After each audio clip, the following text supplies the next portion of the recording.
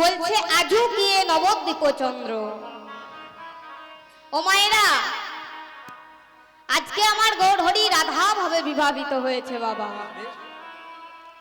আজকে আমার গৌরহরিকে দেখে মনেই হচ্ছে না যে আমার গৌরহরি জগন্নাথ মিশ্রের পুত্র। আজ আমার গৌরহরিকে দেখে মনে হচ্ছে আজকে আমার গৌরহরি যেন সেই বৃষভানু রাজার কন্যা। তাই বলছে কামিনী কাম কলিত তছু মানস গতি অজু গজজিনী মন্দ। কামিনী মানে কি না, কামিনী মানে হচ্ছে নারী। কামিনী মানে নারী ঠিকই, কিন্তু যেমন তেমন নারী কিন্তু নয়। কামিনী মানে হচ্ছে একবারে আমার রাধারানীর মতো নারী। কামিনী কাম কলিত তছু মানস, আর কাম মানে হচ্ছে বাসনা।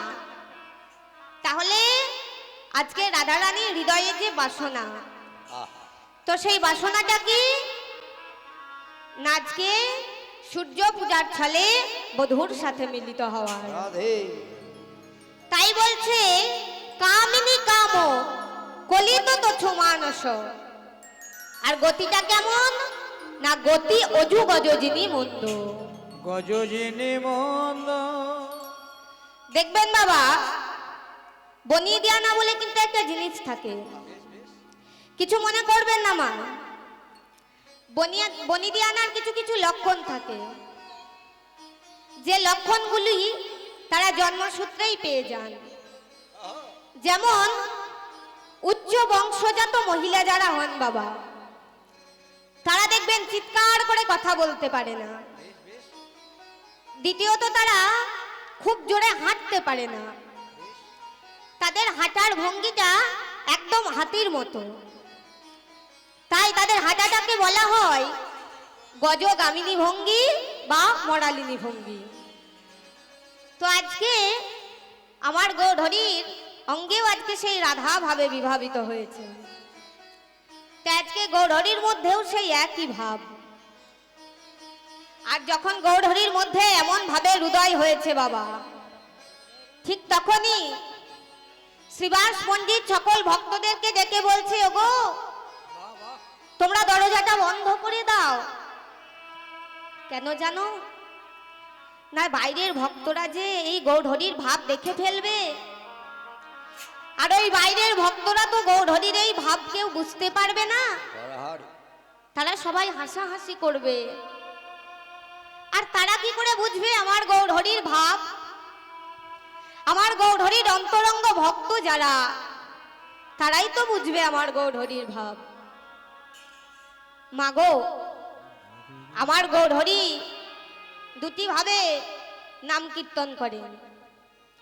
কি বলছে না, বহিরঙ্গ ভাবে করেন প্রভু আমার নাম সংকীর্তন, আর অন্তরঙ্গ ভাবে করেন প্রভু আমার রস আস্বাদন। প্রভু আমার এই ভক্তদের সাথে যে কীর্তন করেন সেটা হচ্ছে বাবা নাম কীর্তন। আর গৌরহরি অন্তরঙ্গ ভক্তদের সাথে যে কীর্তন করেন সেটা হচ্ছে রস কীর্তন। তাই আজকে শ্রীবাস পণ্ডিত ভক্তদেরকে বলছে, ওগো তোমরা দরজাটা বন্ধ করে দাও, কারণ আমরাই তো প্রভুর অন্তরঙ্গ ভক্ত, আমরাই তো বুঝবো মহাপ্রভুর ভাব। বহিরঙ্গ ভক্তরা কিভাবে বুঝবে? তাই আজকে গৌরহরির ভাবটি কেমন বলছে, বলে ওগো মা যদি ওদিন হি পুন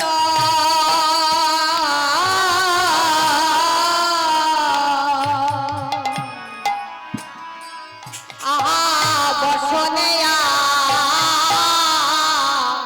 বৃত তনু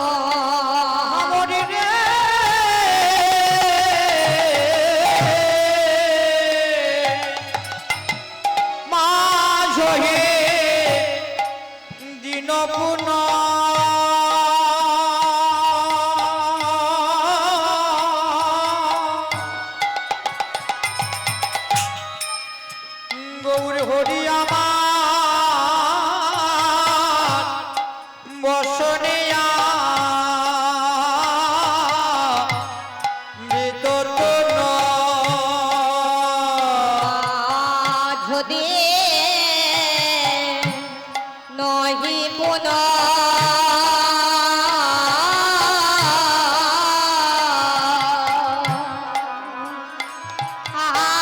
বসনেয়া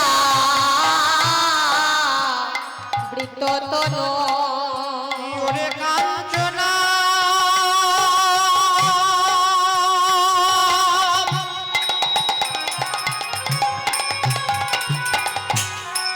আমাদের গৌর হরি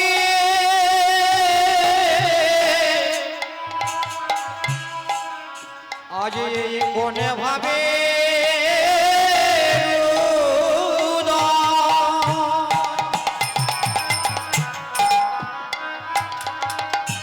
আমরা তো গৌর হরিকে নিজি প্রতিদিন দর্শন করি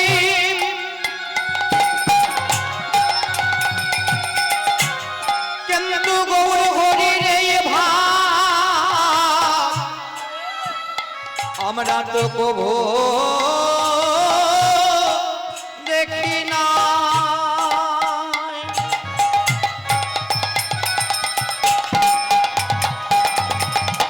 আর মাঝে দিন পুনা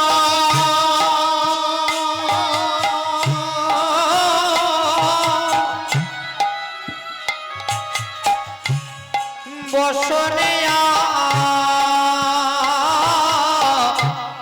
বিতরণ আবার কহ তবি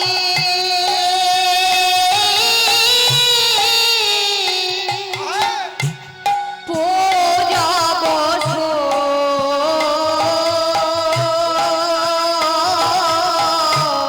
কহ তহি পূজব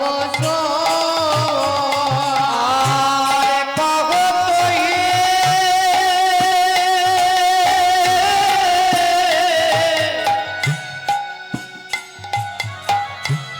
পূজব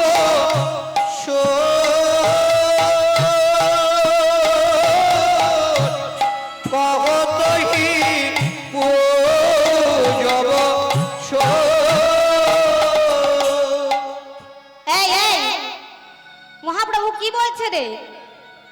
ওই যে মা আগেই বলেছি যে উচ্চ বংশজাত মহিলা যারা হন তারা চিৎকার করে কথা বলতে পারেন না। তখন এক ভক্ত মহাপ্রভুর মুখের কাছে কানটা নিয়ে গিয়ে শোনা গেল যে আজকে আমার মহাপ্রভু বলছেন কহ তহি পূজব সুর, বলে আমরা সূর্য পূজায় যাব। আমরা সূর্য পূজায় যাব সূর্য পূজায় যাব ওগো আর বিলম্ব সহে না গো, সূর্য পূজায় যাব। বলি আর বিলম্ব চায় না গো সূর্য পূজায় যাব আর বিলম্ব সহে না গো, সূর্য পূজায় যাব। বিলম্ব চায় না গো সূর্য পূজায় যাব আর বিলম্ব চায় না দেখ দেখ কত বেলা হলো, আর বিলম্ব কত বেলা হলো দেখলে কত বেলা হলো সূর্য পূজায় যাব দেখলে কত আর সূর্য পূজায় যাব পূজব পূজব আজকে মহাপ্রভু বলছেন কহ তহি পূজব সুর।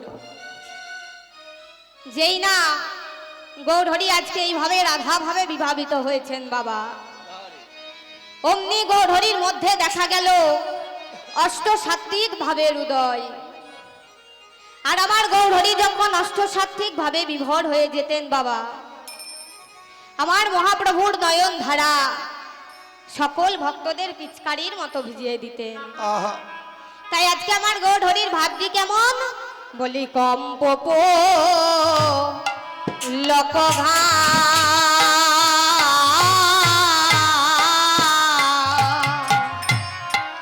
আর ষড়ভঙ্গ অনুপ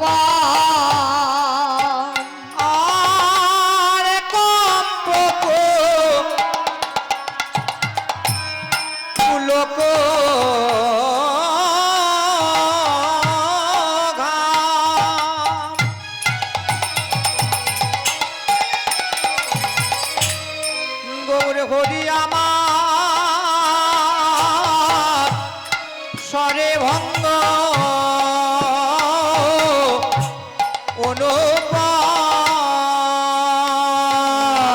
কম্প আর লোক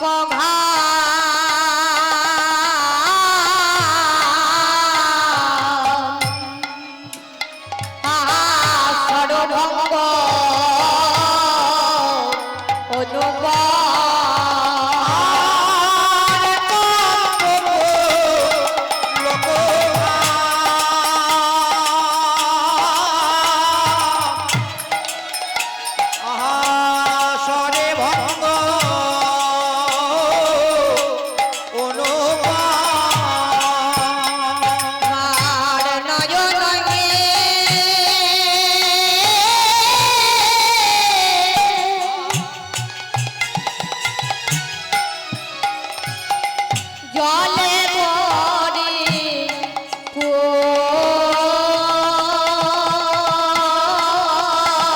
অনুপ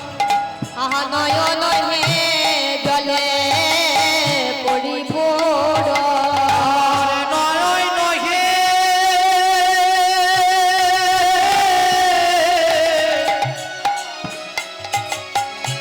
জলে পরিপূর্ণ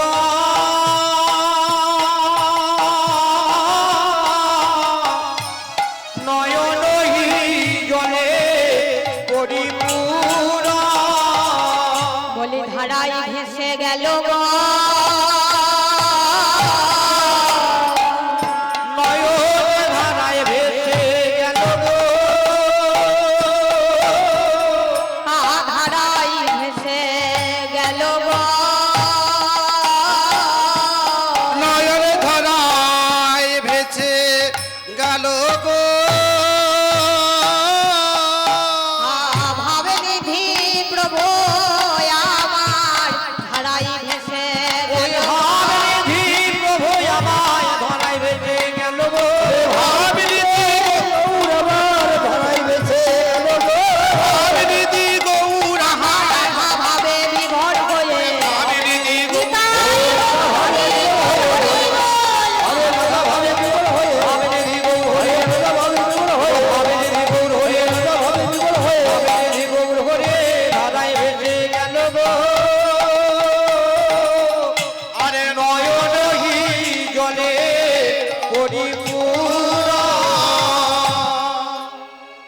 মহাপ্রভু যখন এইভাবে সাত্বিক ভাবে হৃদয় হতো বাবা শ্রী শ্রী চৈতন্য চরিতামৃতে মহাপ্রভুর কান্নার বর্ণনা দেওয়া আছে না মহাপ্রভু যখন কাঁদতেন তখন পিচকারির মতো মহাপ্রভুর নয়ন ধারা গিয়ে সকল ভক্তদের ভিজিয়ে দিতেন তা আজকে মহাপ্রভু ঠিক সেইভাবেই কাঁদছেন তখন ভক্তরা একটি শাড়ি এনে দিলেন ও মায়েরা মায়েরা বলুন তো আপনারা যখন শাড়ি পরেন শাড়ির আঁচলটা কোন দিকে রাখেন কোন দিকে রাখেন হ্যাঁ শাড়ির আঁচলটা বাম দিকে রাখেন কিন্তু আজকে গৌরহরি শাড়ির আঁচলটা ডান দিকে রেখেছেন কেন না শাড়ির আঁচলটা যদি ডান দিকে রাখেন বাবা তাহলে ঘোমটাটা কিন্তু বাঁ দিকে হবে আজকে গৌরহরি করেছেন কি বলে বাম ভো জহি পুন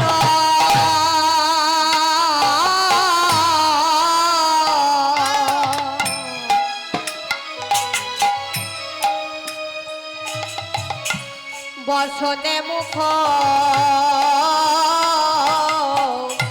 ঝাপই রে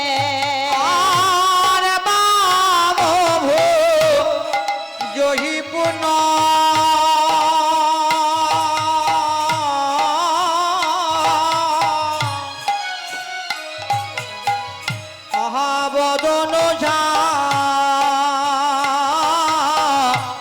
পইরে বাবহে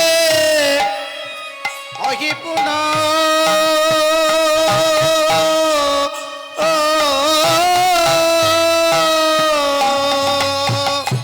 রে বচন গেই আরে বদন ঝা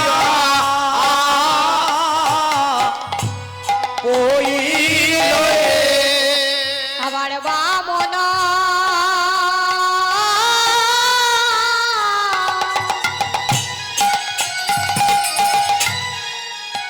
নয়নে ঘন চায়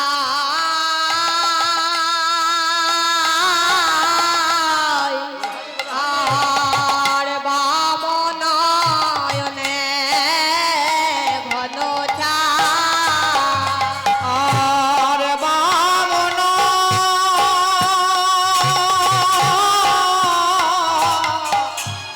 জনে ঘন চায়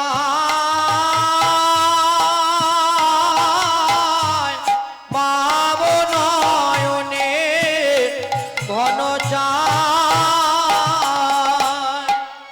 তো এই পদের যিনি রচয়িতা বাবা, তিনি ছিলেন মুর্শিদাবাদের বাসিন্দা। তিনি হলেন শ্রীনিবাস ঠাকুরের বংশধর শ্রী রাধা মোহন ঠাকুর। বল রাধা মোহন চিতে অভিলাষী শীতে অভিলাষে সই চরণ যেন পায় সই চরণে যেন পায় না। রাধা মোহন ঠাকুর যখন মুর্শিদাবাদে থাকতেন তখন স্বকীয় ও পরকীয় প্রেম নিয়ে তর্ক বিতর্ক হয়েছিল।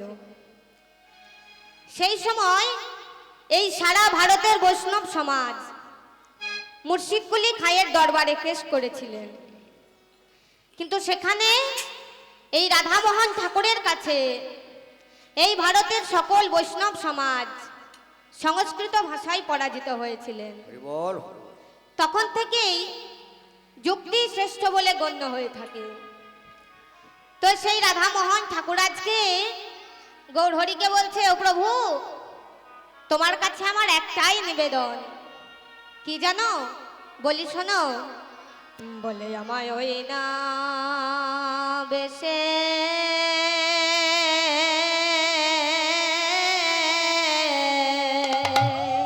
হরিবল হরিবল আমায় দেখা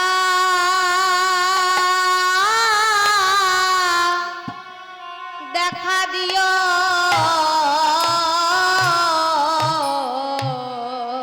তুমি ওই না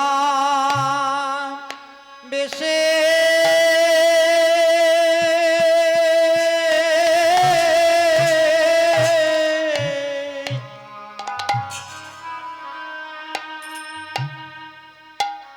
ওই না বেশে দেখা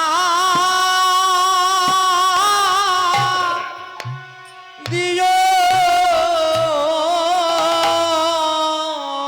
ওলে ওই না বেশে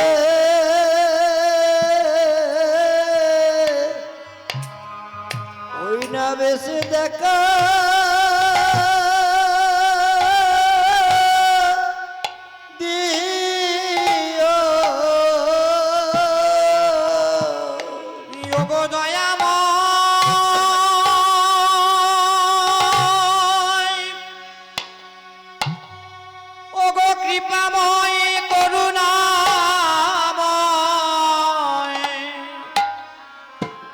তোমার কৃপা বিনে করুণা বিনে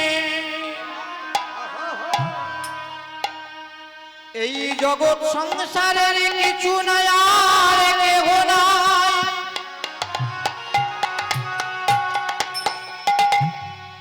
তাই আমি শেষের কথা জানাই রাখি, তুমি জানো ওই না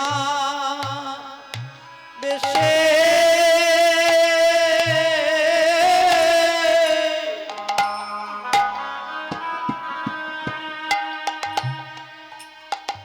ওই না বেশে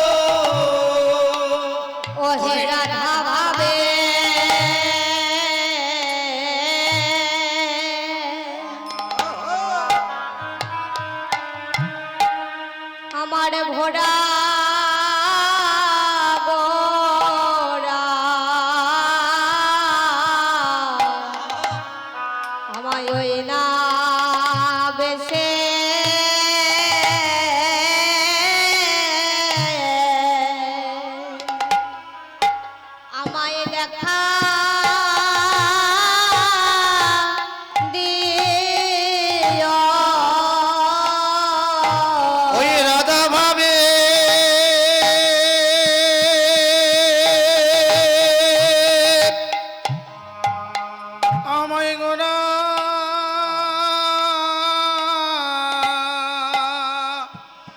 বলি ওই না বেছে দেখা দেখা দিও ও গো রাধা ভাবে নিতাই গৌর হরি বল হরি বল। রাধা ভাবে ভোলা গোরা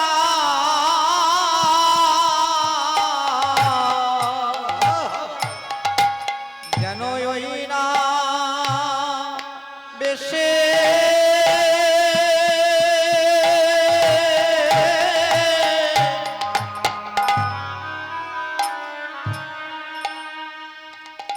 আমায় দেখা দিও তোমার ওই চরণে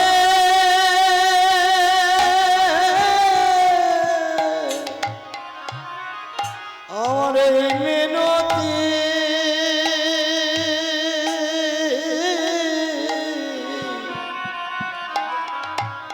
একবার রাধা হবে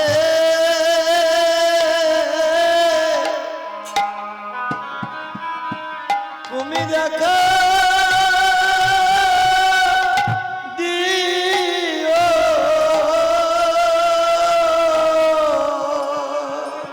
ওহে রাধা ভাবে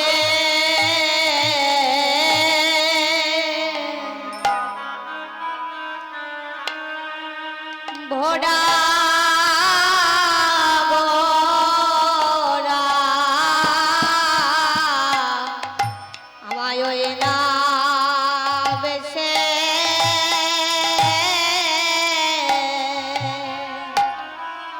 আমায় দেখা দিও রাধা ভাবে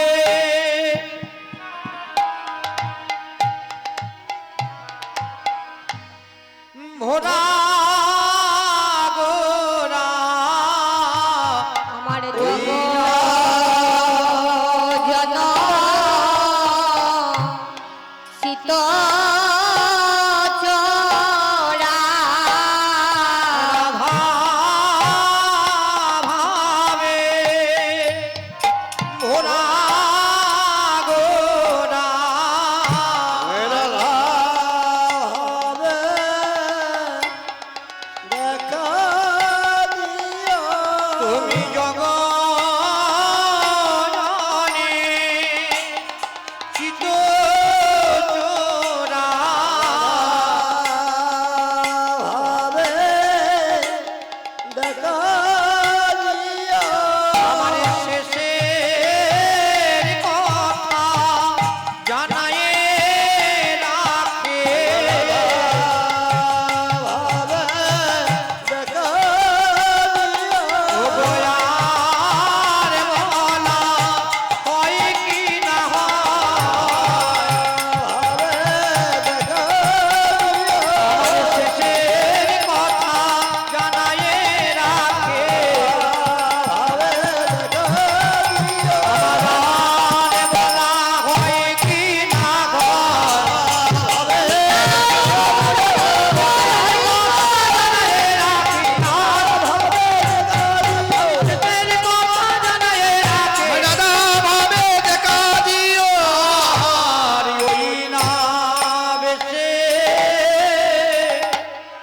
দেখা দিও রাধা মোহন ঠাকুর চিতে অভিলাষী শীতে অভিলাষে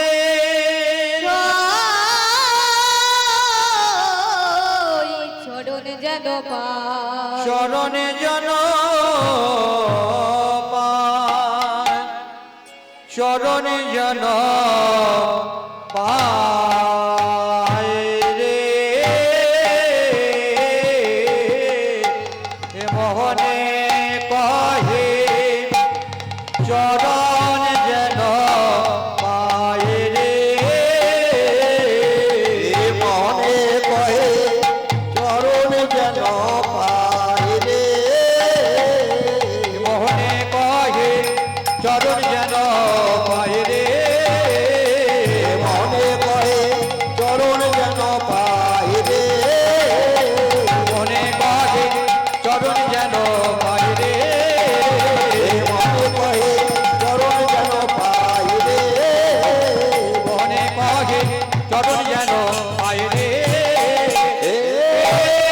মোহনে কহে চরণ যেন পায় রে আহা মরি মরে মনে কহে চরণ যেন পায় রে কহে চরণ জন পায় রে মনে কহে চরণ যেন পায় রে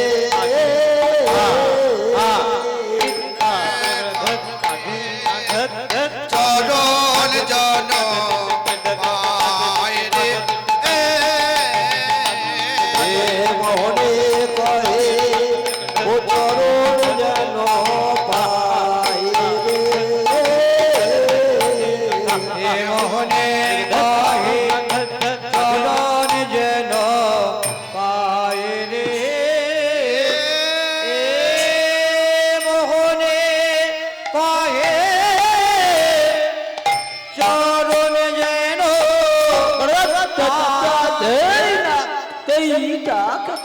तेरे खेता धा खेता धा धा खेता धा खेता खेता ताके धा धा तेरे खेता ताके तेरे खेता को दिखे ना धा को दिखे ना धा को दिखे ना धा आ को दिखे ना धा को दिखे ना धा को दिखे ना धा आ को दिखे ना धा को दिखे ना धा धा ती तू धा धा ती तू धा ती तू धा धा ती तू धा ती धा बोले धा तेरे गड़ा के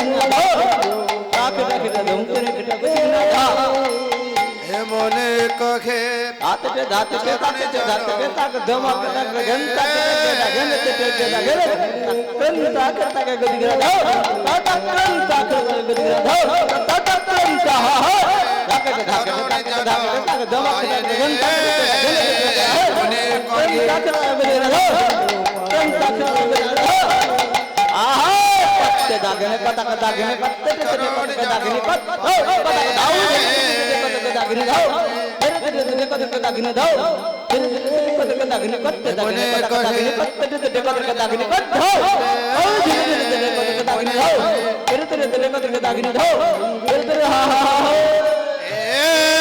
মোহনে কহে চরণ যেন পায় রে আহা মরি মরে মোহনে কহে চরণ যেন পায় রে মোহনে কহে চরণ যেন পায় রে মনে কহে চরণ যেন পায় রে মনে কহে চরণ যেন পায় রে মনে কহে চরণ যেন পায় রে মনে কহে চরণ যেন পায় রে মনে কহে চরণ জন পায় রে মনে কহে চরণ যেন পায় রে মনে কহে চরণ জন পায় রে এ রাধাম হানে জয়নিতাই এতক্ষণ আমরা শ্রীধাম নবদ্বীপে ছিলাম, নবদ্বীপ লীলা আস্বাদন করলাম। এবার আমরা মধুময় বৃন্দাবন লীলা আস্বাদন করব। হরি বল হরি বল তো বৃন্দাবনে যাওয়ার আগে হরি বল আপনাদের সকলের চরণে জানাই আমার শতকোটি দণ্ডবত প্রণাম, এবং আমার দীক্ষা গুরুর চরণে জানাই আমার শতকোটি দণ্ডবত প্রণাম, এবং আমার কীর্তন শিক্ষা গুরুর চরণে জানাই আমার শতকোটি দণ্ডবত প্রণাম এবং আমার মাতা পিতার চরণে শতকোটি দণ্ডবত প্রণাম এবং এই সম্প্রদায়ের চরণে রইল আমার শতকোটি দণ্ডবত প্রণাম। আর এই মহতি হরিবাসরের যারা কর্ণাধার, যারা এই এত গরমের মধ্যে দিন রাত্রি একত্রিত করে অক্লান্ত পরিশ্রম করে প্রতিটি দুয়ারে দুয়ারে গিয়ে ভিক্ষা করে একটু একটু করে জমা করে মন তুলসী নিবেদন করে আজকে এত বড় হরিবাসরের আয়োজন করেছেন। আর এত বড় হরিবাসরের আয়োজন করেছেন বলেই কিন্তু বাবা আজ এই গ্রামে এত ভক্তের সমাবেশ ঘটেছে, হরি বল। তাই এখানে ভগবানেরও সমাবেশ ঘটেছে। আহা আর আজ ধন্য হয়েছে এই গ্রাম। তাই বলছে আগে ভক্ত পরে ভগবান।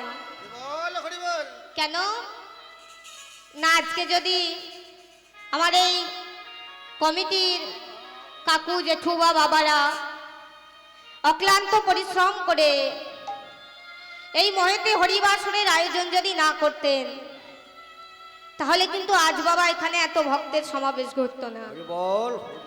তাই সেই সকল কমিটির সদস্যগণের চরণে আমার শতকোটি দণ্ডবত প্রণাম এবং কমিটির যে জেঠু কাকু বা বাবারা আমার মতো অধমা অযোগ্যাকে এই হরিবাসরে দুটি হরি কথা দুটি কৃষ্ণ কথা বলবার মতো সুযোগ করে দিয়েছেন, সেই সকল কমিটির সদস্যদের কাছে আমি চিরকৃতজ্ঞ এবং সেই সকল কমিটির সদস্যগণের চরণে জানাই আমার শতকোটি দণ্ডবত প্রণাম।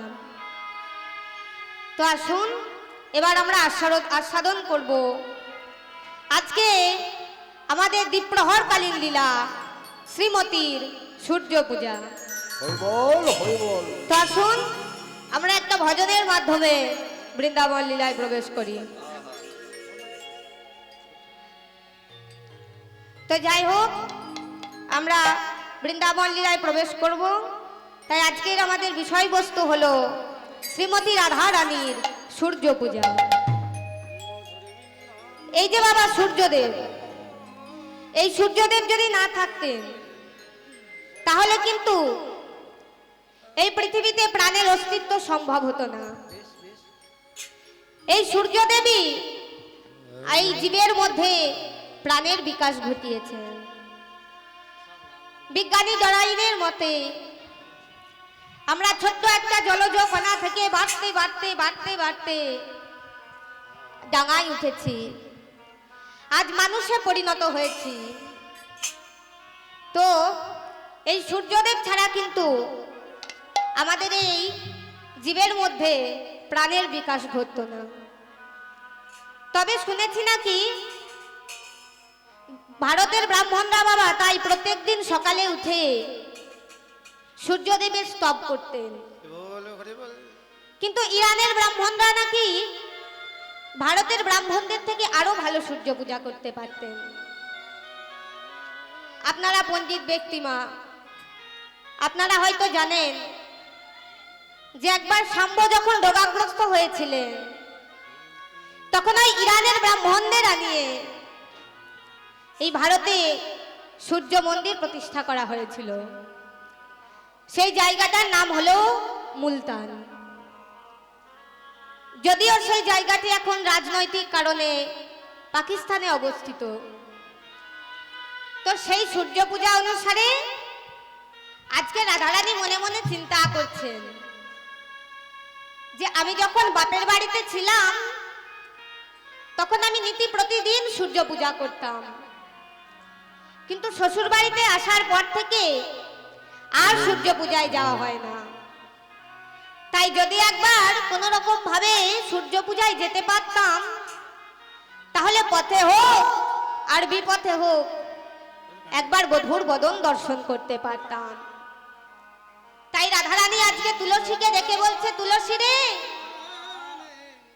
সেই সকাল বেলায় গোবিন্দ আমার বংশী বাজাতে বাজাতে গোঠে গেল, বল হরি বল কিন্তু সেই বংশী বদন আমার দর্শন করা হলো না। তাই বলি তুলসী রে, বিধি যে বাঁধিল বাদ, না পুরিল মনসাদ, এখন মনে মরি ঝুরিয়া ঝুরিয়া।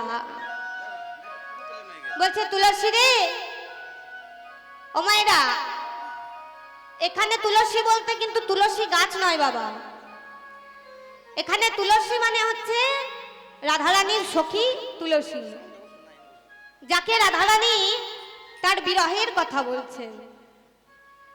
প্রত্যেকটি লীলায় বাবা এক একজন প্রধান সখী থাকে। তো আজকের এই সূর্য পূজা লীলায় রাধারানীর প্রধান সখী হচ্ছে তুলসী। তাই সখীদের কাছে এইভাবে তার বিরহের কথা বর্ণনা করছে। রাধারানী বলছে, সখী রে, এই জগতে কোনো ঘরে আগুন লাগা দেখেছিস সখী? তা আবার সকালে নয়, সন্ধ্যায় নয়, যদি কোনো ঘরে দ্বিপ্রহর কালে দুপুর বেলায় যদি আগুন লাগে বাবা, তার যন্ত্রণা কেমন হয়। যদি সন্ধ্যায় বা সকালে আগুন না লেগে যদি দুপুর বেলায় কোনো ঘরে আগুন লাগে, একে তো সেই সূর্যের তাপ, আবার আগুনের তাপ, এ যে বড় জ্বালাদায়ক। তাই আজকে রাধারানী সখীকে ডেকে বলছে, সখী রে, এই বহির জগতের কোনো ঘরে যদি আগুন লাগে মা, তাহলে সেই আগুনকে অগ্নি নির্বাপন যন্ত্র বা জল ঢেলে নেভানো যায়। কিন্তু আজকে রাধারানী বলছে, সখী রে, এই আগুনকে তো জল ঢেলে নেভানো সম্ভব নয়, একমাত্র কৃষ্ণের সংবাদ বিনা, কৃষ্ণের পরশ বিনা এই আগুন নেভানো সম্ভব নয়। তাই রাধারানী সখীকে ডেকে বলছে, সখী রে, এই জগতের কোনো ঘরে যদি আগুন লাগে, সেই ঘরকে আবার পুনরায় নির্মাণ করা যায়, কিন্তু যদি এই হৃদয় ঘরে একবার আগুন লাগে মা, এই হৃদয় ঘর কিন্তু আর পুনরায় নির্মাণ করা যায় না। রাধে। তাই এইভাবে আজকে রাধারানী বল হরি সখীদের কাছে তার বিরহের কথা বলছেন। ঠিক এমন সময় দেখতে পেলেন, গবাক্ষের ডাক দিয়ে দেখতে পেলেন বল হরি বল যে রাস্তা দিয়ে তার প্রিয় মঞ্জুরি সখী আহা অর্থাৎ বৃন্দাদুতি হেঁটে চলে যাচ্ছে। তখন রাধারানী বৃন্দাদুতিকে দেখতে পেয়ে চিৎকার করে ডেকে বলছে, তুলসী, ও তুলসী, তুলসী রে, একবার আমার কাছে আয় না সখী, তোর কাছে আমি দুটো মনের কথা বলি। এই দুপুর বেলায় রাধারানীর মতো কৃষ্ণ প্রেয়সীর ডাক শুনে তুলসী আনন্দ চিত্তে ছুটে এসে রাধারানীর কাছে এসে বলছে, রাধে, বল কি হয়েছে? এই অসময়ে দুপুর বেলায় তুই আমায় ডাকলি কেন? তখন রাধারানী তুলসীকে বলছে, তুলসী রে, আমি তোকে কেন ডেকেছি জানিস? তবে বলি শোন। আরে কি বা, আরে কি বা রাধিকা, রাধিকা, রাধিকারো রাধিকারো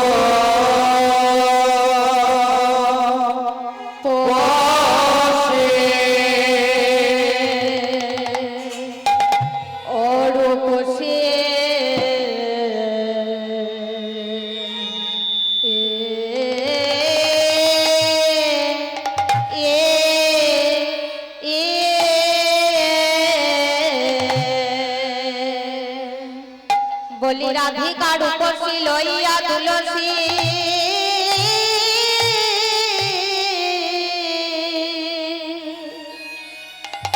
কথা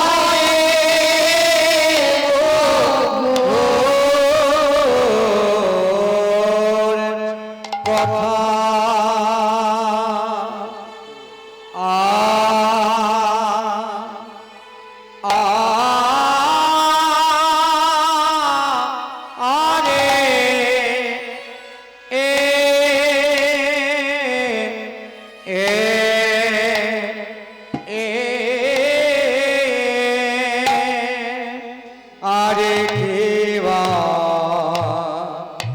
রাধিকা রাধিকারো পোষে ওর পোষে লইয়া তুলসে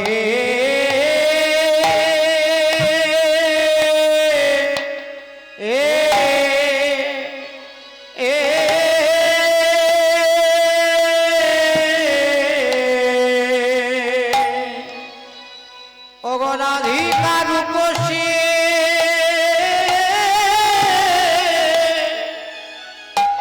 অগলইয়া তুলসে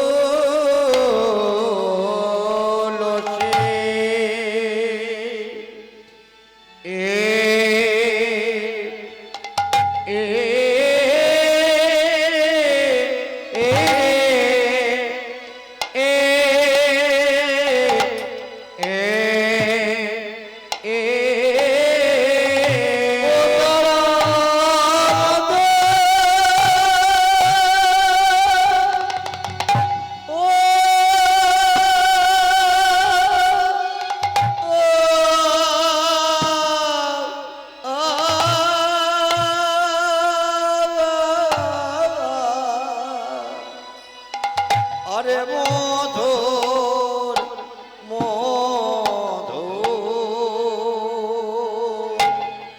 ও ও ই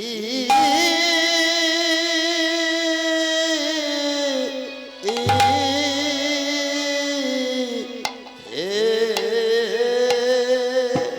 কথা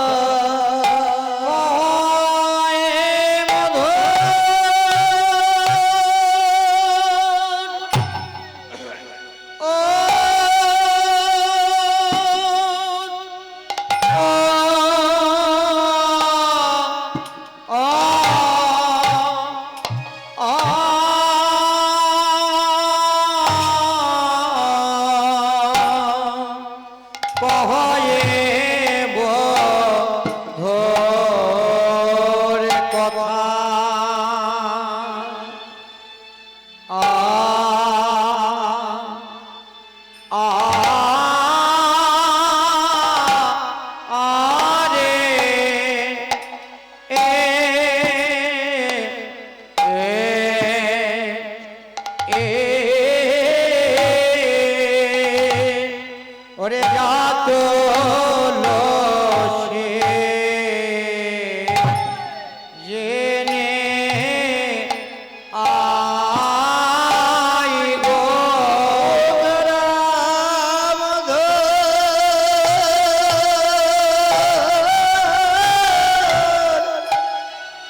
মধুর মধুর ওরে কইছে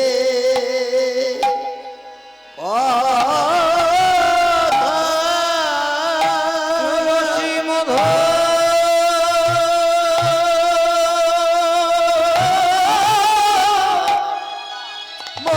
মধুর মধুর কইছে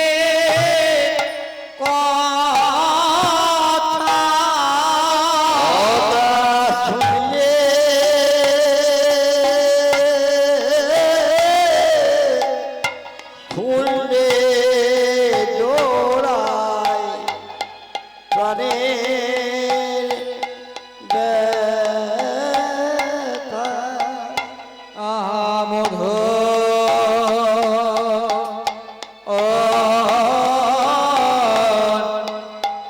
মধুর সুরে কইছে কথা তারা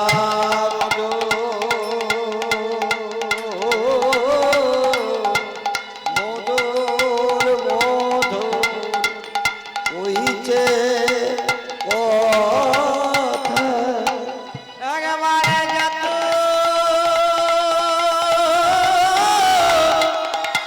যাত তুলসী জেনে আই গো কথা শুনলে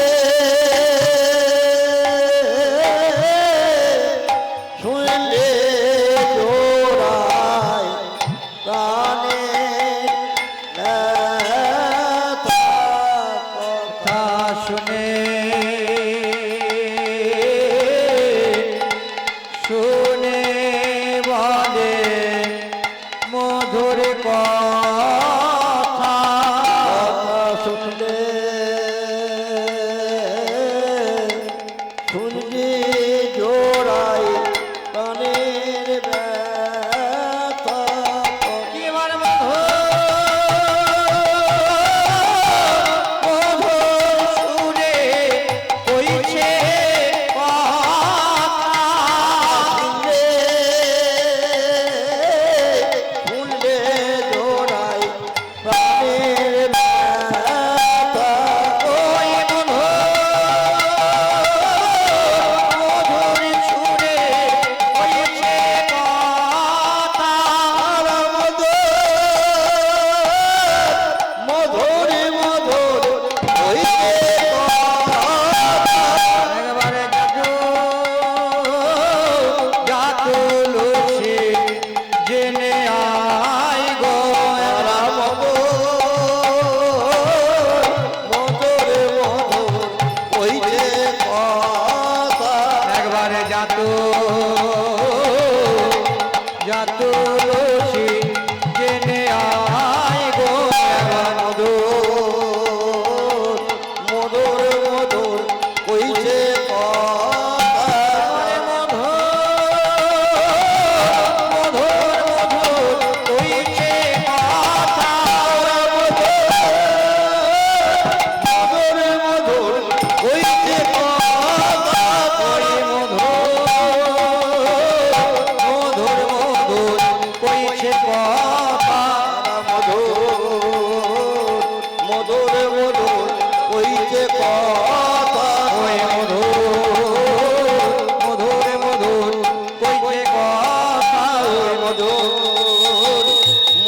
মধুর কইছে কথা ওই মধুর মধুর মধুর হইতে কথা ওই মধুর কইছে কথা ওই মধুর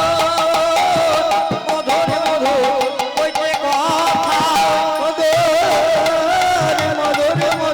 কইছে কথা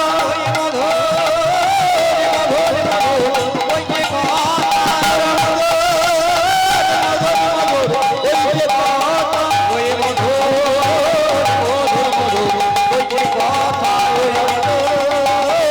মধুর কইছে কথা ওই হইতে কথা মধুর কইছে কথা আরে দেবা রাধিকা রাধিকার পোষে রাধিকার পোষে লইয়া তুলসী কহে মধুর কথা রাধিকার পোষে লইয়া তুলসে কহে মধুর কথা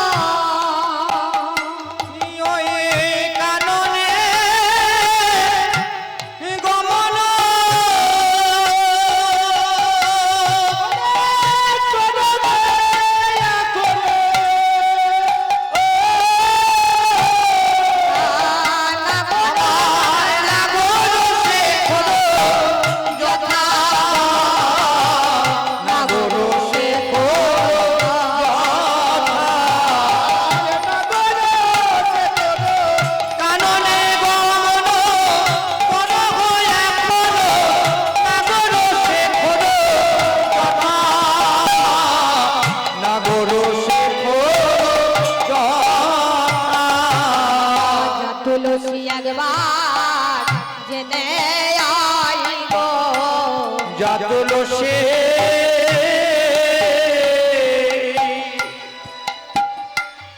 একেবারে জেনে আয় গো ওরে যা তুলসী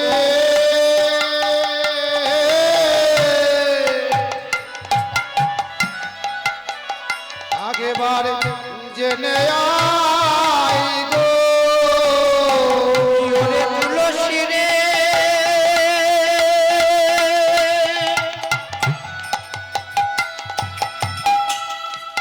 আমারে আমারে প্রাণনা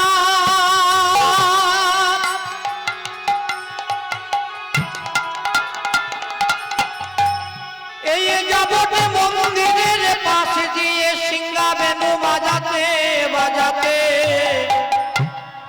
গোচারণে চলে গেল গেল সঙ্গে আমার বাগি ছিল বাদি ছিল সখীরে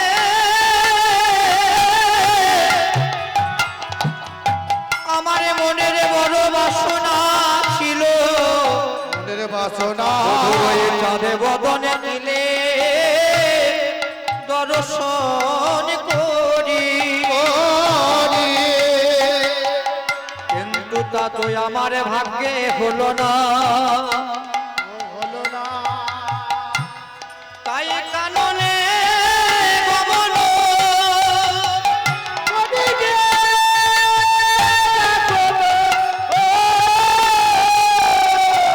আমার না করো সে যথা সাগর সে খর যথা কাননে কথা সাগর করো কথা যা তুলসী একবার জেনে আই গো যা তুলসী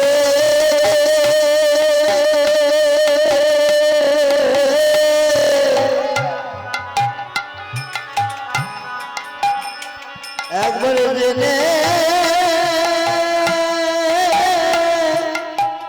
আইবে।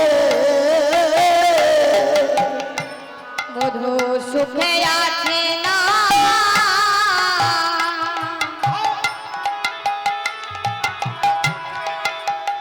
সুখে আছে না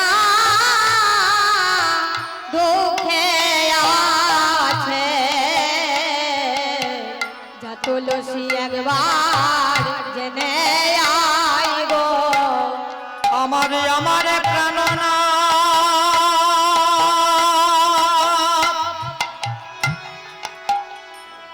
সুখে আছে না দুঃখে আছে ওরে যা তুলসী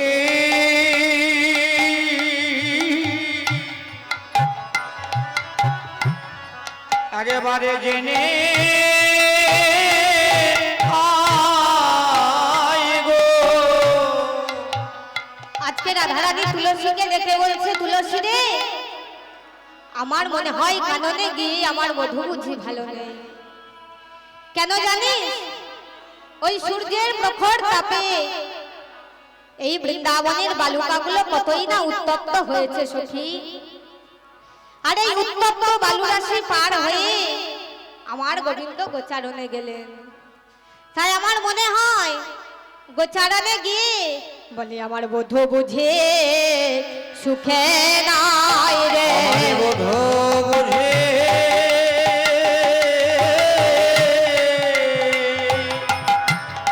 সুখে নাই রে আমার বোধ বোঝে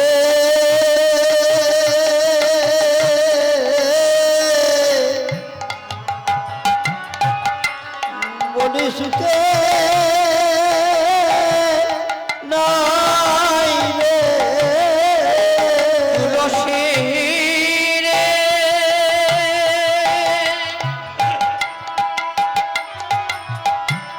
এখনো প্রমুখান্ন কাল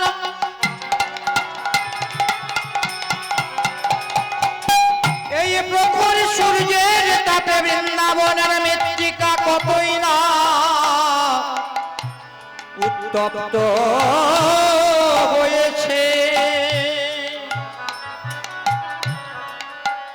আর সেই উত্তপ্ত বালুকার উপরে আমারে প্রাণনাথ গোচরণে করে বেড়াচ্ছে তুলসী রে, না জানে তার কোমলে চরণে কত কত না আঘাত লাগছে। তাই আমার অন্তরে বলছে কাননে গিয়ে আমারে বধূ বুঝি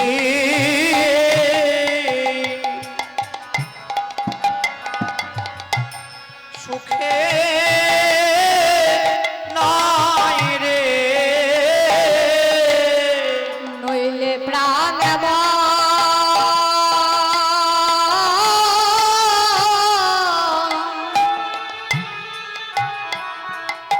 প্রাণ কাঁদবে কেন, আমার বধূ বুঝে সুখে নাই রে। নইলে আমার পরা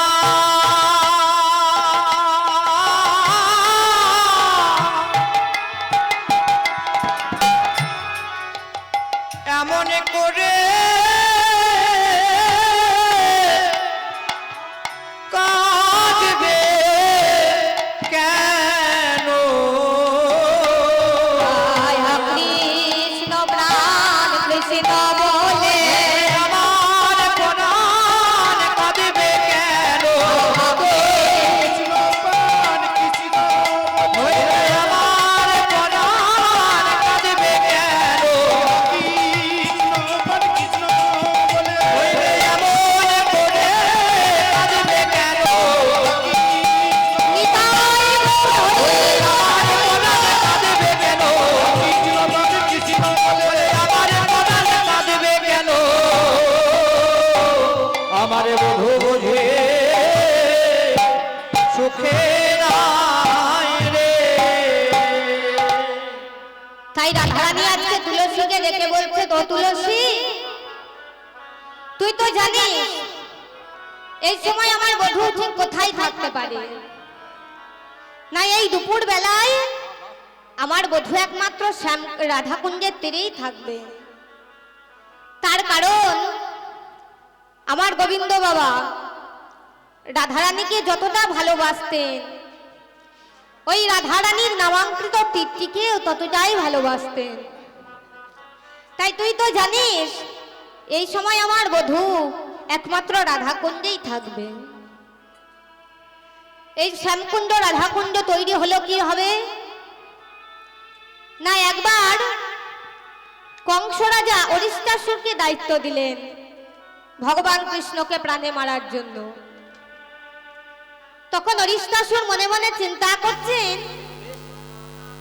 আমি গাভীর রূপ ধারণ করব, আর ওই ধেনুর রূপ ধারণ করে গোবিন্দকে বারবার আঘাত করব, আর আঘাত করতে করতেই গোবিন্দ হয়তো মারা যাবে। এই কথা ভেবে এবার ওই অরিষ্টাসুর ধেনুর রূপ ধারণ করে গোবিন্দকে বারবার আঘাত করতে লাগলেন। হইবল হইবল। তখন গোবিন্দ মনে মনে চিন্তা করছেন, না আমার তো নবলক্ষ ধেনু আছে, কোনোদিন তো কেউ আমাকে এভাবে আঘাত করে না, তবে এটা কে আমাকে জানতে হবে। এই বলে অন্তর্যামী ভগবান অন্তরে জানতে পারলেন এটা আসলে কোনো ধেনু নয়, এটা এসেছে অরিষ্টাসুর আমাকে প্রাণে মারবার জন্য। তাছাড়া গোবিন্দ আরো লক্ষ্য করলেন যে ভগবান শ্রীকৃষ্ণের যে আরো নবলক্ষ ধেনু ছিল সেই সকল ধেনুগুলির ছায়া মাটিতে পড়ছিল, কিন্তু ওই অরিষ্টাসুর রূপী ধেনুর ছায়া কিন্তু বাবা মাটিতে পড়ছিল না। এবার যখনই অন্তর্যামী ভগবান অন্তরে জানতে পেরেছেন, অমনি কি করেছেন না অরিষ্টাসুরকে ধরে বন্ধন করে ঘোরাতে ঘোরাতে মাটিতে আছাড় মেরে ফেলে দিয়েছে। এবার যখনই অরিষ্টাসুর প্রাণে বাঁচার জন্য ছটফট ছটফট করছে, তখন ওই অরিষ্টাসুরের যে শিং দুটি ছিল, ওই শিং দুটিকে উপড়ে নিয়ে একবারে অরিষ্টাসুরের পেটে আঘাত করেছে। আর যেই না পেটে আঘাত করেছে, অমনি ছটফট ছটফট করতে করতে অরিষ্টাসুর প্রাণে মারা গেল। আর এই কথা শুনে রাধারানী সখীদেরকে বলে দিলেন, ওরে ললিতা, ওরে বিশাখা, যা গিয়ে বলে দিয়ে আয় ওই গোবিন্দ যেন আমার অঙ্গ স্পর্শ না করে। এবার সকল সখীগণ গোবিন্দের কাছে গিয়ে বলছে, হে গোবিন্দ, আমাদের রাধারানী বলে দিয়েছে তুমি গো হত্যা করেছো, গো হত্যার পাপে লিপ্ত তুমি, তাই তুমি আমাদের রাধারানীর অঙ্গ স্পর্শ করবে না। শুধু রাধারানীর অঙ্গ কেন, তুমি আমাদের অঙ্গ স্পর্শ করবে না। এই কথা শুনে গোবিন্দ হাসতে হাসতে বলছে, ও মা, আমি আবার গো হত্যা করলাম কোথায়? আরে ওটা তো একটা অসুর ছিল। তখন সখীরা বলছে, সে যাই হোক,